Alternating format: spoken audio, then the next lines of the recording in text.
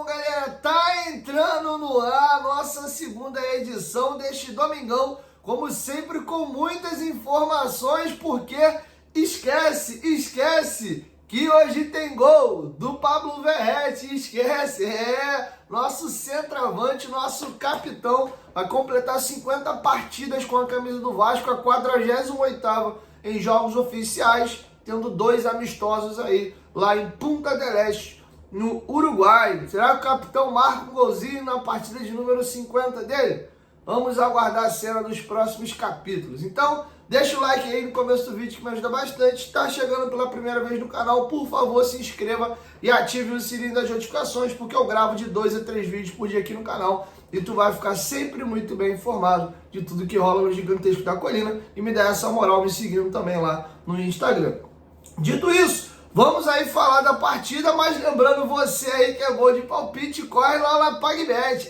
A PagBet é a mais democrática do mercado, porque com apenas R$1 você está apto a apostar. Na PagBet você tem cadastro simples e desburocratizado, atendimento 24 horas por dia humanizado e nossas transferências são feitas através de Pix. Não à toa o nosso bordão é acertou, tá pago, via a agilidade das nossas transferências. Nós temos também o famoso jogo do Aviator, o jogo do aviãozinho, que é uma modalidade diferente de apostas para você se divertir, beleza? PagBet, parceira do canal Futebolaço. O link tá aqui, ó, no primeiro comentário fixado do vídeo. Vai lá, clique, cadastre e comece a apostar. Dito isso, vamos às informações. Ó, primeiro, vou bater para os senhores a lista de relacionados do Vasco e temos coisas interessantes para poder falar nessa lista. Adson, Bruno Lopes, sabe quem é? Eric Marcos, JP, Leandrinho, Léo Jardim, Lucas Eduardo, Luiz Gustavo, Lincoln, que até teve a brincadeira na coletiva lá de Lianco, Matheus Carvalho, Pablo, Paulo Henrique, Felipe Gabriel, Puma Rodrigues, Praxedes, Rayan, Rojas, Rossi, Serginho, Esforza, Verratti, Vitor Luiz e Zé Gabriel. São 24 jogadores da lista de relacionados, sendo que 10 dos 24 são oriundos da base. O Bruno Lopes tem 16 anos de idade, é atacante, fez um golaço contra o Flamengo na final da Copa Rio, um chute de antes do meio campo, uma pintura, tá muito bem ele no sub-20, apesar de ter idade ainda de sub-16 e tá incorporado ao profissional, o seu primeiro jogo. Quem sabe o garoto não estreia aí com apenas 16 anos de idade, tá? O Bruno Lopes é uma das novidades, assim como o Lucas Eduardo, tá? Esses são jogadores que não estavam na lista do jogo anterior. Luiz Gustavo, Lincoln e Praxedes estão na lista de relacionados. O Praxedes, que vinha tratando de uma lesão, está recuperado, está relacionado. Ausências: Paê, Estrela, Maicon, David, Piton, João Vitor, Hugo Moura. 2 observações: o Cleiton está fora porque está com negociações avançadas para poder ir para Portugal, inclusive trouxe para vocês no vídeo anterior essa informação, e o Galdames, infelizmente, a avó dele faleceu, e aí o jogador foi liberado da partida. Inclusive, o Galdames é um dos jogadores que devem deixar o Vasco na janela de transferências.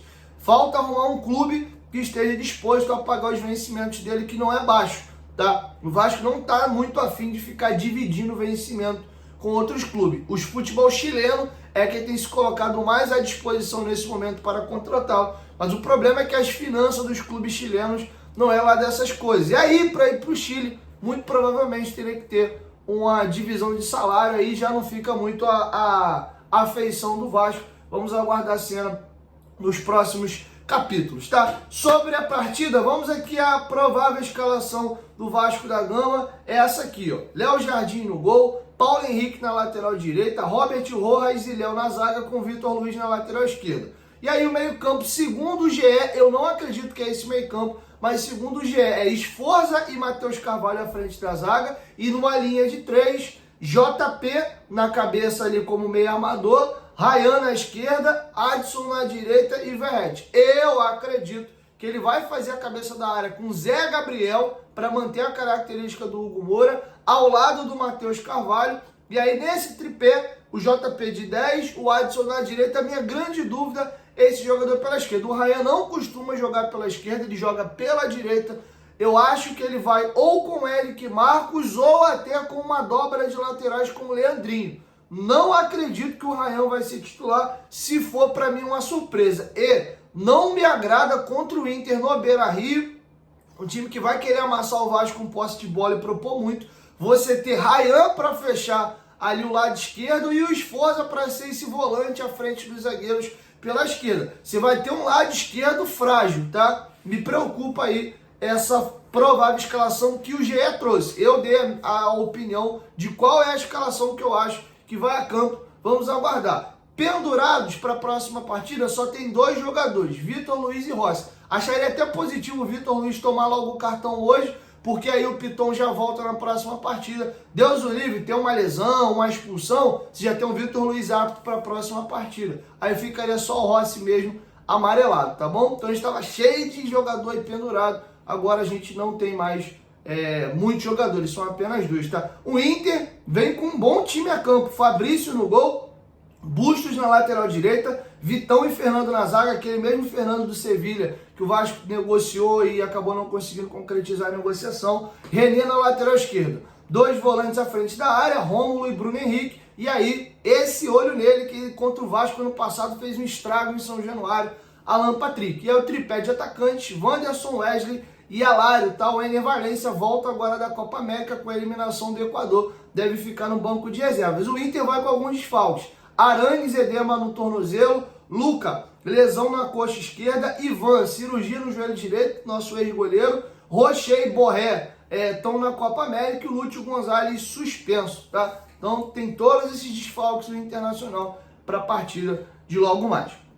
Beleza? Vamos virar a chave agora aqui e vamos falar de outros assuntos importantes. Qual é, Dieguinho, um assunto importante que você vai querer trazer para a gente agora? O Vasco está sendo acionado na justiça pela empresa que ajudou a fazer a intermediação da criação da SAF, a empresa de consultoria que inclusive um dos sócios é o CEO do Botafogo, o Tairo Arruda, Matrix, tá? É a empresa. Eles estão cobrando 15 milhões de reais do Vasco, inclusive estão sugerindo à justiça ou piorar premiação e receitas do Vasco ou pegar um percentual do passe do nosso atacante Ryan. Vou ler para vocês a nota do Globo, do Anselmo Góes, que está completinho, não é longa, tá? Desde a última sexta-feira, o Vasco passou a ser cobrado pela Matrix Capital Limitada na Justiça do Rio de Janeiro, tendo como um dos sócios Tairo Arruda, CEO do Botafogo. A Matrix alega ter direito a receber, veja só, 15 milhões e 800 mil reais do Vasco. Na ação de execução de título extrajudicial, a Matrix narra sua participação como consultora no processo de criação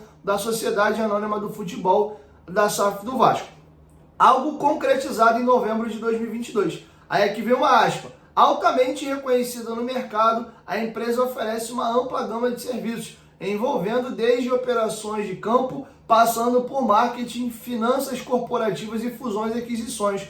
Tudo a implementar as melhores práticas da gestão para o futebol. Isso está dentro da petição que eles fazem na justiça. Não custa lembrar que a Matrix tem em seu currículo a participação da estruturação da SAF do Botafogo, comprada por John Textor em janeiro de 2022. O tamanho da dívida, aqui explica. Pois a 777, enquanto controladora da SAF do Vasco, não honrou o compromisso com a Matrix. Em dezembro de 2023, foi firmada uma confissão de dívida por parte do clube empresa, reconhecendo a pendência. No trato, ficou acertado o pagamento de 15,3 milhões em 14 parcelas. Assim, o valor do crédito é de 14.302 mil reais. E ainda devem ser incluídos valores referentes a custas judiciais na casa de 77 mil reais para ajuizamento da presente execução, bem como honorários advocatícios de 10%, devidos na forma do artigo 827 do CPC, no valor de 1 milhão, o advogado vai morder 1 milhão e 400 mil. É inacreditável, o Vasco é uma máquina de dar dinheiro para os outros, cara. Tudo devidamente colocado, mostrando esse preenchimento, os requisitos formais e materiais para o processamento da presente execução do título extrajudicial no montante, aí soma aí, custa do advogado, custa judicial, o valor devido, soma os três, 15 milhões e 817 mil. É brincadeira, cara. As 8 primeiras parcelas, num total de 2,3 milhões, foram honradas, mas a partir da nona, a ser paga em maio deste ano, nada foi depositado. Um mês, aliás, coincide com a liminar que retirou da 777 os poderes sobre a SAF do Vasco. Alternativas. Para encerrar a dívida, a Matrix sugere duas possibilidades.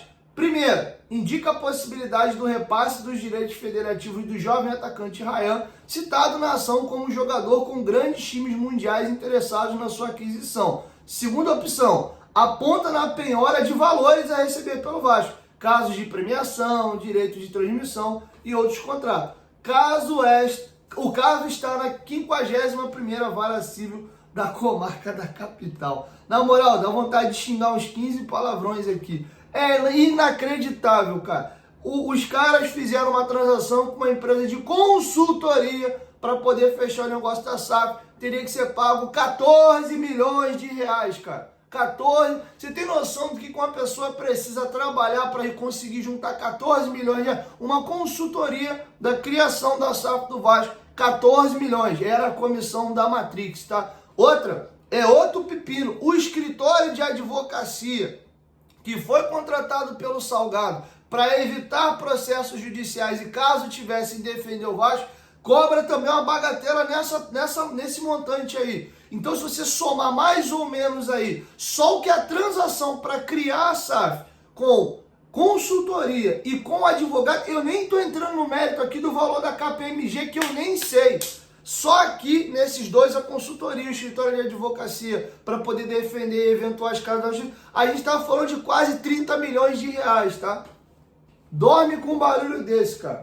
Aí, o Pedrinho falou na última entrevista coletiva de que o balanço está demorando para ser publicado, estourou o tempo, porque eles estão querendo fazer um balanço muito bem feito e vão querer responsabilizar os responsáveis, segundo ele, que cometeram coisas erradas ali, e o balanço vai mostrar. Estou muito curioso para saber como é que vai sair esse balanço da associação, cara. Dá nojo, sabe? Dá muita raiva ver essas coisas acontecendo.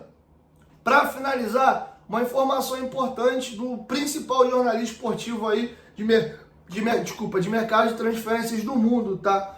O Fabrício Romano deu a informação que o Thiago Alcântara vai anunciar a aposentadoria. É isso mesmo, o Vasco estava interessado, vários clubes brasileiros se movimentaram aí, mas o Thiago Alcântara vai anunciar a aposentadoria. Tá aqui, ó, exclusivo. Thiago Alcântara decidiu se aposentar do futebol profissional. O ex-jogador do Barcelona, Bayern de Munique, Liverpool e seleção espanhola tomou sua decisão. A paixão e o amor de Thiago pelo jogo continuam, enquanto ele está pronto para um novo capítulo no futebol, depois de alguns meses de planejamento. Thiago Alcântara, que na última temporada conseguiu realizar apenas 2 jogos com a camisa do Liverpool. O contrato dele expirou e o jogador, segundo o Fabrício Romano, de forma exclusiva, vai anunciar a aposentadoria. É sinal de que ele está com problemas físicos e aí está decidindo parar. Graças a Deus, já é uma pessoa bem sucedida, tem uma carreira belíssima. Uma pena, um jogador que tem uma idade interessante e teria lenha para queimar. E aí eu volto até pegando por tabela o caso do Payet.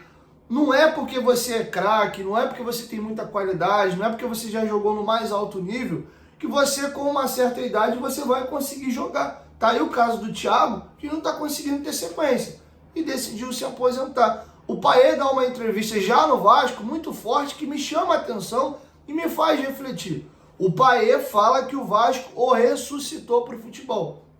Ele se sentia morto. O Vasco resgatou isso nele. Pô, se o próprio jogador diz que ele, antes de chegar ao Vasco, sentia que ele já tinha morrido para o futebol e que o Vasco ressuscitou isso nele, tanto que ele chegou aqui acima do peso, e a informação que a gente tem nesse momento é que o Payet não está com a cabeça boa. Se foi informação de pessoa muito importante, informação em off, não vou dar o nome da fonte, óbvio, mas que inclusive acredita-se que as lesões dele estão começando primeiro na cabeça e depois estoura no corpo, porque ele não está legal, está morando sozinho aqui no Rio de Janeiro, já há um tempo, não consegue falar a língua, até começou a fazer curso para poder aprender a falar português, mas não consegue dominar o idioma. São poucas pessoas que conseguem se comunicar com ele.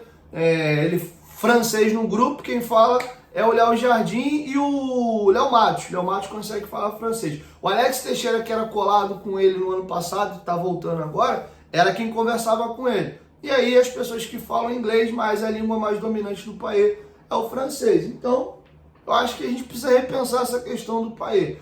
Vamos ver aí, tem esse Campeonato Brasileiro ainda para jogar. Eu acho que daqui para o final do ano o Vasco teria que tomar uma decisão. Ver aí como é que vai ser o Payet nessa sequência de brasileiro. Não tendo sequência, cara, ele tem mais 6 meses de contrato para 2025. E aí, paizão, como é que você tá e tal? Vamos rescindir essa parada aí de forma amigável? Ou não, se ele arrebentar, conseguir ter sequência, amém. É um jogador de uma prateleira muito alta. Mas não adianta ter um jogador de uma prateleira muito alta no departamento médico. Também não adianta. Tá bom? Então é isso, galera. Assim eu vou encerrando com vocês a nossa segunda edição. Logo mais depois da partida eu volto. Beleza? Quero te ouvir. Deixe sua opinião aqui embaixo nos comentários sobre tudo que a gente discorreu nesse vídeo. 1, 2, 3. Futebolaço. Tamo junto, família. A qualquer momento que volta mais. Tamo junto. Valeu!